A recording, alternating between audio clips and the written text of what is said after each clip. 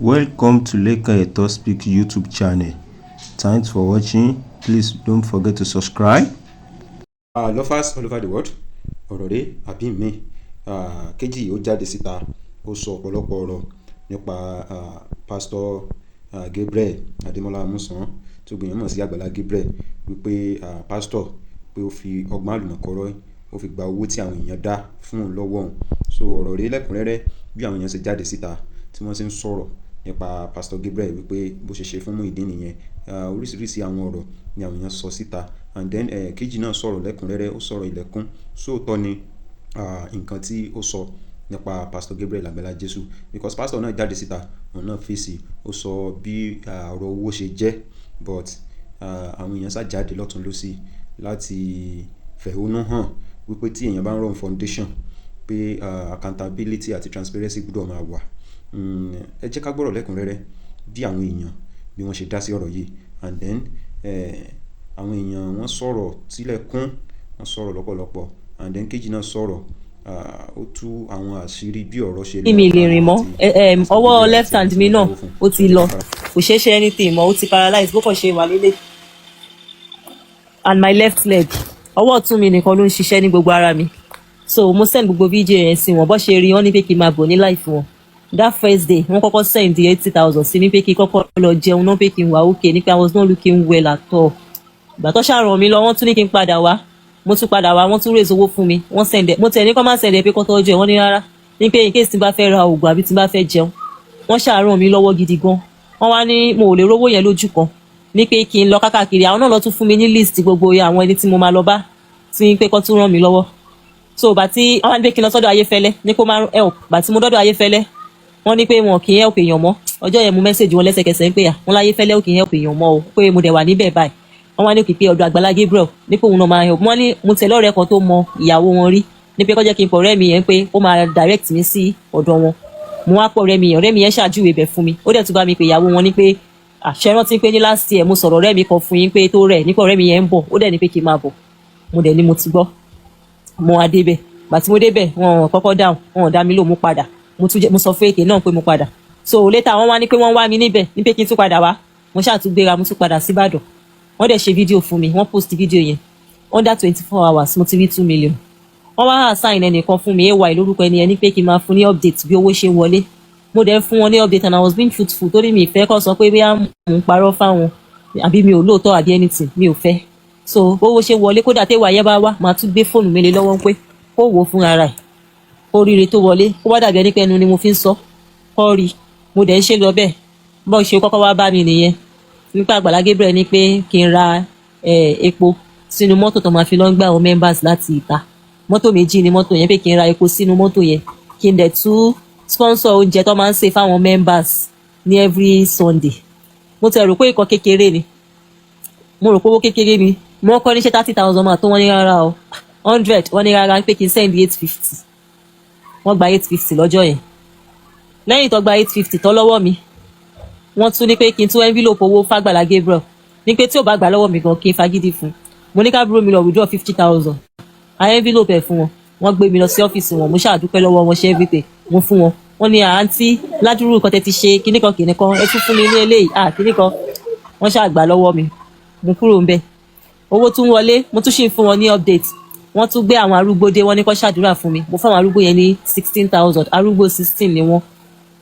Lẹ́yìn yẹn wọ́n tún wá bá mi ní pé ẹnìkan send 150,000 sínú account mi by mistake, ní pé account Àgbàlá Gabriel ló fẹ́ send owó yẹn sí, ní pé máa ní láti refund àwọn, mo refund wọn ní 150,000.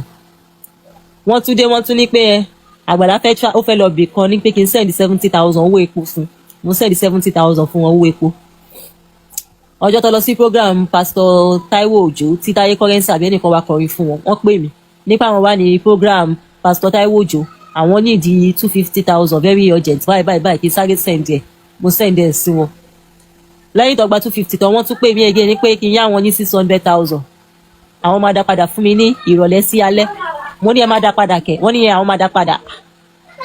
Mo send 600,000, mi ìrẹ́jẹ̀ mi ìròmìnira. Lẹ́yìn tó gba 600,000 tán wọ́n tún wá bá mi ní pé fẹ́ ra táyà sẹ́sẹ̀ Àgbàlá Gabriel, wọ́n gba 700,000 owó táyà lọ́wọ́ mi. Gbà tó gba 700,000 tán mo wá fẹ́ lọ sí hospital, ní pé kí n lọ ṣe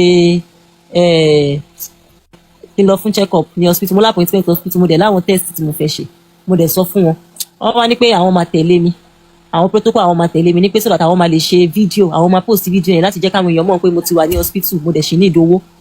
So mo ní mo ti gbọ́. Wọ́n ní mọ́tò 3 làwọn máa gbé lọ, mọ́tò àwọn, mọ́tò protocol, èmi àtàbúrò mi dẹ̀ máa wà nínú church bus, èmi ni máa fuel mọ́tò 3. Wọ́n gba 500,000 owó epo lọ́wọ́ mi. Ọjọ́ yẹn mo sunkún látàárọ̀ ṣúlẹ̀ ni. Wọn ò tún jẹ́ kí n mingle pẹ̀lú anybody.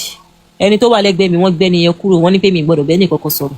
Olúwa mi ò mọ bínú ni tó bá báyọ̀ sọ̀rọ̀. Mọ́ mẹ́kì ọ̀rẹ́ kankan bí Olúwa mi ò mọ sọ̀rọ̀ ni. Ogun lóníkálukú gbé wá bí, oore lẹ nídìí, kìnìkan kìnìkan, àánú lẹ bá wá bí báyìí, mọ́ bẹ́ẹ̀ ní kankan sọ̀rẹ́, mọ́ bẹ́ẹ̀ ní kankan ṣe kìnìkan, bọ́ ṣe a máa ṣe nìyẹn. Wọn kódà ní pé kéèyàn fẹ́ béèrè time lọ́wọ́ mi, ẹni yá máa wọ̀ ọ̀tún, á máa wò sí báyìí, kó tó lè béèrè anything. Kó jẹ́ àwọn kí n pé ìkan lára àwọn pásítọ̀ wọn gan pé ẹjọ́ sà, ẹjọ́ ẹ wá, bóyá mo fẹ́ ní kó bá mi pé àbúrò mi àbí anything, wọ́n á máa sọ fún mi pé dádì wà ń tà, dádì wà ń tà, wọn ò ní lè súnmọ́ mi. Nígbà tó gba 500,000 owó epo tán lọ́wọ́ mi, ọjọ́ bàtà fẹ́ lọ sí hospital láàárọ̀ ọjọ́ yẹn, mọ́tò 2 lọ gbé. Mo wá ń béèrè lọ́wọ́ àwọn pásítọ̀ wọn pé ṣe bówó fún ẹ̀ mọ́tò 3 lẹ́gbàá, wáyé tó fi wá jẹ́ pé mọ́tò 2 lẹ wá ń gbé lọ. Wọ́n ní ní pé mọ́tò tó yẹ káwọn protocol yẹn wọ̀, táyà mọ́tò yẹn ò dáa. Ṣé bí ẹ ti gba 700,000 owó táyà lọ́wọ́ mi tẹ́lẹ̀? Wọ́n ní ìgbà táwọn ra táyà 4 yẹn ní pé àwọn fi 2 sẹ́sẹ̀ mọ́tò àwọn protocol, àwọn fi 2 sí ẹsẹ̀ bọ́ọ̀sì tó ń gbé wa yìí. Mo wá wọ́n pé kò sí nǹkan tí mo. Good afternoon everyone, my name is Morenikeji. I came out a few days ago to make a video that I left Agbala Gabriel's church. I want to let you all know that Okwawan single mother has raised 6 million naira for me.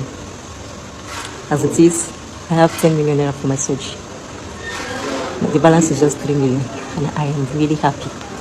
I want to say a big thank you to God Almighty for making this possible. And I want to say another thank you to Agbala Gabriel for acting the way he did. Because if he did not collect the money from me in a wrong manner, I would have gotten this kind of help today. And I want to say a huge thank you to Okwawan single mothers and its management. From the depths of my heart, I am grateful. I am grateful for everything you have done. AK and his team and his fans, I am grateful once again. To everyone who helped, who assisted me, and to those who are yet to assist, I say thank you to you all. May God continue to bless all you do. By God's grace, I pray that God will continue to perfect all that concerns you. You will never lack anything good. My God will uphold you, God will protect you, God will direct your path. And I pray that you all will never regret helping me. You will never regret knowing Morenikeji. I pray. And may God spare my life so I can come back and share my testimony. I am grateful. Thank you to everybody. Thank you once again. I am grateful. KG is fine and KG is grateful. Eshe Goni. Thank you everybody.